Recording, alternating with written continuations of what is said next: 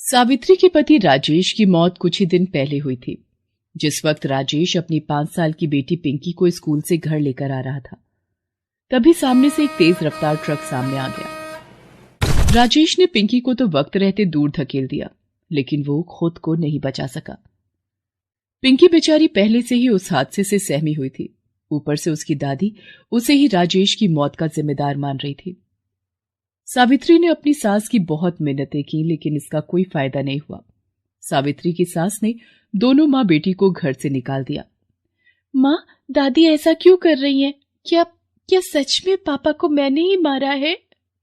नहीं नहीं मेरी गुड़िया, ये बिल्कुल भी सच नहीं है। तू बिल्कुल चिंता मत कर। मैं हूं ना तेरे साथ। हूं ना। सावित्री ने अपनी फूल सी बच्ची को गले से लगा लिया और ये मान लिया कि अब से उसका और पिंकी का इस दुनिया में एक दूसरे के अलावा कोई नहीं है। वो पिंकी को लेकर निकल पड़ी। अपने कानों के कुंडल बेचकर सावित्री ने कुछ पैसों का इंतजाम किया और फिर शहर आ गई। सावित्री को उम्मीद थी कि शहर में उसे कोई ना कोई काम तो मिल ही जाएगा, लेकिन ये इतना आसान भी नहीं था। सावित्री और पिंकी सारा दिन काम की तलाश में शहर की एक गली से दूसरी गली भटकते रहे। फिर एक जगह अचानक पिंकी रुक गई और सावित्री से बोली, माँ, वो देखो, वो गुजिया है ना? हाँ पिंकी, है तो गुजिया ही। माँ, मुझे गुजिया खानी है। पिछली बार होली पर आपने कितनी अच्छी गुजिया बनाई थी। सावित्री अपना बटुआ खोलकर देखती है। उसमें बहुत ही कम पैसे थे, लेकिन फिर भी वो पिंकी को गुजिया खिलाने ले जाती है, क्योंकि लंबे वक्त से पिंकी ने उससे कुछ नहीं मांगा था। वो शहर के एक बड़े हलवाई श्यामलाल की दुकान थी, जो होली की खास मिठाइयों से सजी हुई थी। भैया, ये गुजिया कैसे दी? ये 350 रुपए की 1 किलो। अच्छा, और वो वाली? वो 400 रुपए की 1 किलो है। भैया, एक गुजिया कितने की दोगे? क्या कहा? एक गुजिया? लग ही रहा था मुझे। तुम जैसे फटीचरों की किस्मत ऐसी नहीं कि मेरी दुकान की गुजिया खा सको। भैया, हम मुफ्त में थोड़ी ही मांग रहे हैं, बच्ची का मन है खाने का। अच्छा, तो ला, पूरे 20 रुपए की है एक गुजिया, ला दे। सावित्री फौरन अपने बटुए से 20 रुपए निकालकर श्यामलाल को दे देती है। श्यामलाल के पास अब कोई चारा नहीं था। उसने एक गुजिया पिंकी को थमा दी। गुजिया देखकर पिंकी बहुत खुश हो गई, लेकिन फिर थू माँ, ये गुजिया तो बिल्कुल भी अच्छी नहीं है। मुझे आपकी वाली गुजिया खानी है। ये देखो, इसे कहते हैं बंदर क्या जाने अदरक का स्वाद। मेरी दुकान में खड़े रहने की औकात नहीं है और मेरी गुजिया को बेकार बोल रही है। अरे भैया, आप नाराज मत हो, बच्ची है। वैसे भैया, आपकी तो इतनी बड़ी दुकान है, कुछ काम मिल जाएगा क्या यहाँ? अब बोली ना असली बात। अब वैसे एक काम है तेरे लायक। यहाँ दुकान के आगे साफ सफाई कर दिया कर। रोज के 30 रुपए दे दूंगा तुझे। नहीं भैया, मैं बहुत अच्छा खाना बना लेती हूँ। अपनी रसोई में दे दो कुछ काम। ओहो हो, मेरी रसोई में काम करेगी? जाकर आईने में शक्ल देख अपनी। तुझे पता भी है शहर में कितना बड़ा नाम है मेरी दुकान का। एक से एक खानसामे है मेरे पास, उन्हें हटाकर मैं तुझे रख लूं? मेरा दिमाग इतना खराब नहीं हुआ अभी। अब तू भी अपने दिमाग को ठिकाने पर ला और निकल मेरी दुकान से। न जाने कहां कहां से आ जाते हैं। श्यामलाल सावित्री और पिंकी को अपनी दुकान से बाहर निकाल देता है। सावित्री को उसके बर्ताव से बहुत दुख होता है, लेकिन फिर भी वो हिम्मत नहीं हारती। अब वो घर घर जाकर काम की तलाश करने लगती है और फिर एक जगह। देखो, तुम्हें पहले खाना बनाकर दिखाना होगा।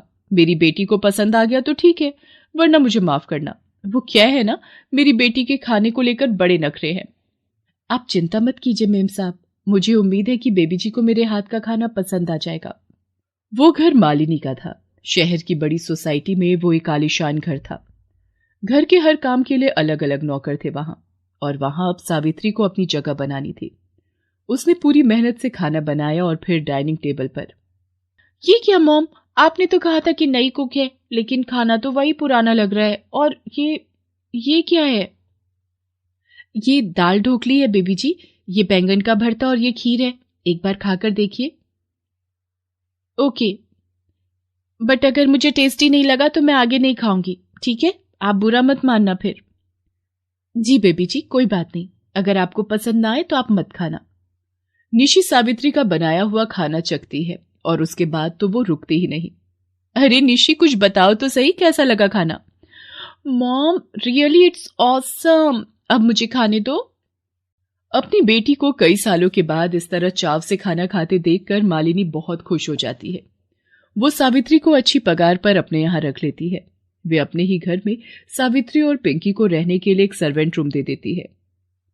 सावित्री अब बहुत खुश थी। वो पूरे मन से खाना बनाती और सभी उसके हाथों के स्वाद की तारीफ करते नहीं थकते थे। फिर एक दिन, निशी, तुम्हारी फ्रेंड्स की लिस्ट रेडी हो गई क्या? होली की पार्टी के लिए सबको इनवाइट करना है। यस मॉम, ये रही लिस्ट। अच्छा मॉम, स्नैक्स का कैसे करना है? मेरे फ्रेंड रोहन की शॉप से ही मंगवाने हैं क्या? पिछले साल भी वहीं से मंगवाए थे। नहीं नहीं, तुम्हारी फ्रेंड की दुकान का तो बस नाम ही बड़ा है। पिछली बार स्नैक्स में बिल्कुल मजा नहीं आया। इस बार कोई और केटर देखते हैं।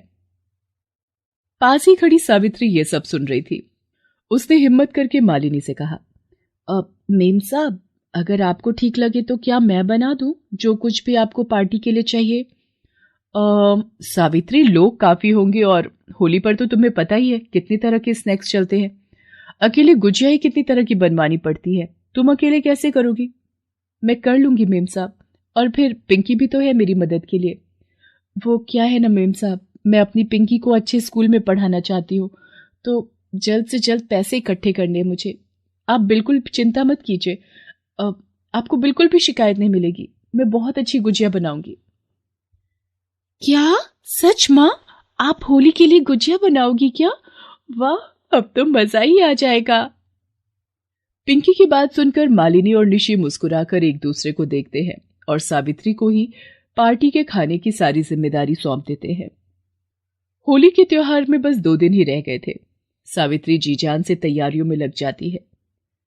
पिंकी भी उसकी पूरी मदद करती है। फिर होली के दिन, वाओ निशी, सच में यार, ये गुजिया और ये लड्डू, ये तो गजब के बने हैं।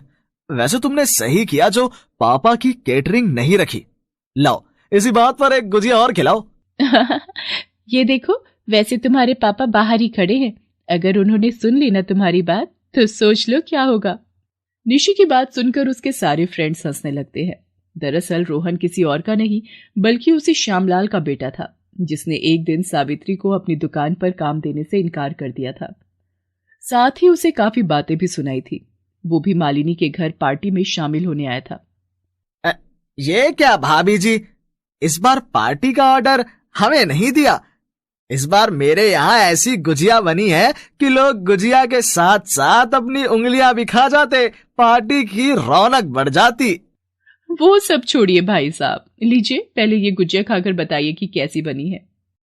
श्यामलाल मालिनी की दी हुई गुजिया खाता है और उसे खाते ही उसके चेहरे के हाव भाव ही बदल जाते हैं। अरे अरे, ध्यान से भाई साहब, उंगली मत खा जाइएगा। गुजिया अच्छी है।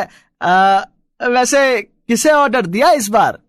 अपनी हाउस कुक को। ये सारे स्नैक्स उसी ने बनाए हैं। अच्छा, ये तो बड़ी अच्छी बात है।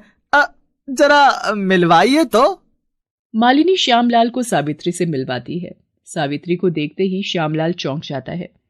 उसे वो सब कुछ याद आ रहा था जो उसने सावित्री को उस दिन कहा था।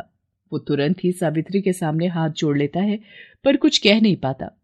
अरे पापा, ये क्या कर रहे हैं आप? ऐसे हाथ क्यों जोड़ रहे हैं?